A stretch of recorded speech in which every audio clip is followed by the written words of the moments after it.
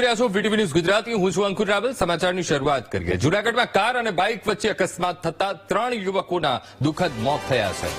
ઉર્ષની ઉજવણીમાંથી પરત ફરતા 3 મિત્રોનો ધોરાજી રોડ પર અકસ્માત થયો। સરગવાડા ગામના 3 મૃતકોની અંતિમ યાત્રા એક સાથે ગામમાં નીકળતા સમગ્ર ગામના લોકો હિબકે ચડ્યા। મૃતકોના પરિવાર અને ગામમાં શોકનો માહોલ છવાયો। સ્થાનિક પોલીસે અકસ્માતનો ગુનો નોંધી તપાસ શરૂ કરી છે।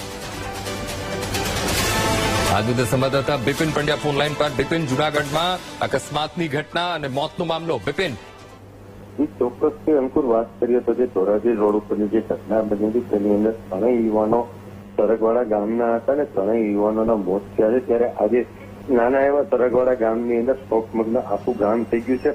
ખાસ કરીને વાત કરીએ તો આ જે 3 યુવાનો છે તે યુવાનો ઉર્ષની અંદર જતા હતા અને રસ્તામાં જે કાર સાથે તેમનું એક્સિડન્ટ થતા દુર્ઘટના બની હતી। જી બિલકુલ બિપિન, સમગ્ર માહિતી સાથે જોડાવા બદલ આપનો આભાર।